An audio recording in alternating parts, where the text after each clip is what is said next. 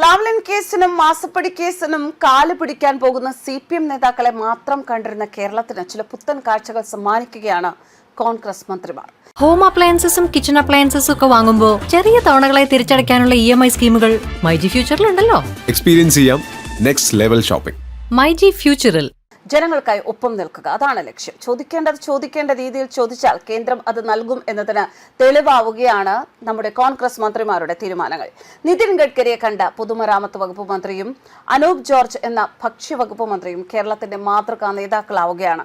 സപ്ലൈകോയ്ക്ക് കേന്ദ്ര സർക്കാർ നൽകാനുള്ള തുകയിൽ 90 കോടി രൂപ അനുവദിച്ചിരിക്കുകയാണ് കേന്ദ്ര ഭക്ഷ്യ മന്ത്രാലയം. സംസ്ഥാന ഭക്ഷ്യ സിവിൽ സപ്ലൈസ് വകുപ്പ് മന്ത്രി അനൂപ് ജേക്കബ് കേന്ദ്ര ഭക്ഷ്യമന്ത്രി പ്രഹ്ലാദ് ജോഷിക്ക് നിവേദനം നൽകിയതിന് പിന്നാലെയാണ് അടിയന്തരമായി തുക അനുവദിച്ചത്.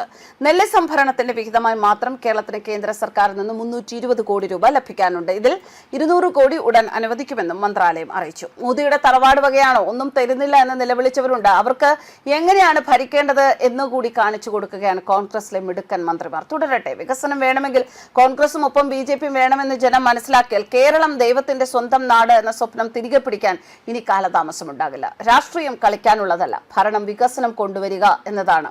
മോദിയെ VD സതീശൻ കണ്ട ആ ഒരു രീതിയും ഇതിനോടൊപ്പം നമുക്ക് കൂട്ടി വായിക്കാം. പുതിയ സർക്കാർ അധികാരത്തിലേറിയപ്പോൾ നെല്ലുകൾ കെട്ടിക്കിടക്കുന്ന സ്ഥിതിയായിരുന്നു. കർഷകർക്ക് കൃത്യമായ വില ലഭിച്ചിരുന്നില്ല. ഇങ്ങനെയുള്ള പ്രതിസന്ധികൾ പരിഹരിക്കാൻ ഈ സർക്കാരിന് സാധിച്ചു. അടുത്ത സീസണിൽ കർഷകർക്ക് നഷ്ടമില്ലാതിരിക്കാൻ നേരത്തെ രജിസ്ട്രേഷൻ നടപടികൾ ആരംഭിച്ചിട്ടുണ്ട്.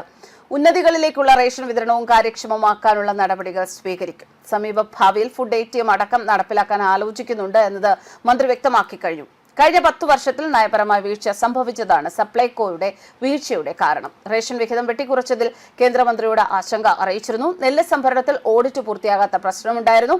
ഓഡിറ്റ് ചെയ്തു കൊടുത്ത ഫണ്ട് ലഭിക്കാത്ത പ്രശ്നമുണ്ട്.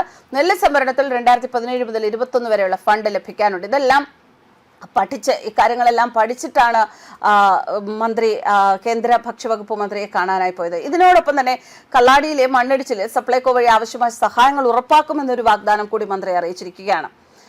എന്തായാലും കേന്ദ്രത്തെ കൃത്യമായ കാര്യങ്ങൾ അറിയിച്ചതുകൊണ്ട് തന്നെ കേന്ദ്രം എന്ത് ചെയ്യണം എന്നുള്ളതും അല്ലെങ്കിൽ എന്താണ് ഇപ്പോഴത്തെ ആവശ്യമെന്നുള്ളതും മനസ്സിലാക്കി പുതിയ കാര്യങ്ങൾ ചെയ്യുന്നതിന് വേണ്ട സഹായം നൽകുന്നു എന്നുള്ളത് തന്നെ ഒരു വലിയ ആശ്വാസം നിറഞ്ഞ ഒരു സംഗതിയാണ്. കാരണം ഓണം വരാൻ പോവുകയാണ്.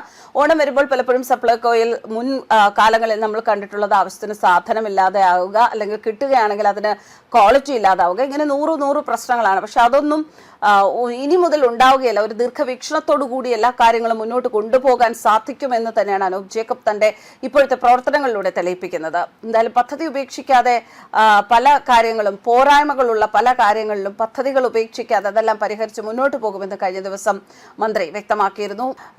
എന്തായാലും കേരളത്തിലെ കോൺഗ്രസിന്റെ മന്ത്രിമാർ ഒരു പുതിയ പാതയിൽ തന്നെയാണ്. കേന്ദ്രത്തിനെ പിണക്കി നിർത്തി കാര്യങ്ങൾ നേടാതിരിക്കുന്നതിനേക്കാൾ നല്ലത് കേന്ദ്രത്തിനോടൊപ്പം നിന്ന് വികസനത്തിന്റെ കാര്യങ്ങൾ കേരളത്തിലേക്ക് കൊണ്ടുവരികയാണ് എന്നുണ്ടെങ്കിൽ കേരളത്തിലെ ജനങ്ങളുടെ വിശ്വാസ്യത നേടിയെടുക്കാൻ വലിയ താമസമോ ബുദ്ധിമുട്ടോ ഉണ്ടാവുകയില്ല. അങ്ങനെ വിശ്വാസ്യതയുള്ള ഭരിക്കുന്ന ഭരണകൂടത്തിൽ വിശ്വാസ്യതയുള്ള ഒരു ജനസമൂഹം കൂടെ ഉണ്ട് എങ്കിൽ 5 അല്ല 10 അല്ല എത്ര കാലം വേണമെങ്കിലും ഒരു ഭരണകൂടത്തിന് ഒരു സംസ്ഥാനം ഭരിക്കാൻ സാധിക്കുമെന്നുള്ള കാര്യത്തിൽ യാതൊരു സംശയമല്ല. അതിന്റെ ഒരു ഉദാഹരണം തന്നെയാണ് UP ഭരിക്കുന്ന യോഗി ആദിത്യനാഥ്. അതുപോലെ കുറ്റമറ്റ ഭരണ പരിഷ്കാരങ്ങൾ, കുറ്റമറ്റ ഭരണ സംവിധാനങ്ങൾ, ജനങ്ങൾക്കുള്ള വികസന പദ്ധതികൾ, ഇതൊക്കെ കൃത്യമായി കൊണ്ടുവരികയാണ് എങ്കിൽ ഏത് സർക്കാരിനൊപ്പവും ഒരു സംസ്ഥാനത്തെ ജനങ്ങൾ നിൽക്കുമെന്നുള്ള കാര്യത്തിലും ഒരു തർക്കമില്ല. എന്തായാലും നമ്മുടെ കോൺഗ്രസ് മന്ത്രിമാർ മുന്നോട്ട് പോകട്ടെ. നരേന്ദ്രമോദി സർക്കാരിനോടൊപ്പം ചേർന്ന് രാജ്യത്തിന്റെ വികസനത്തിനും ഒപ്പം കേരളത്തിന്റെ വികസനത്തിനും ഭാഗഭാക്കാവാൻ നമ്മുടെ കേരളത്തിലെ കോൺഗ്രസ് മന്ത്രിമാർക്ക് സാധിക്കട്ടെ. News desk.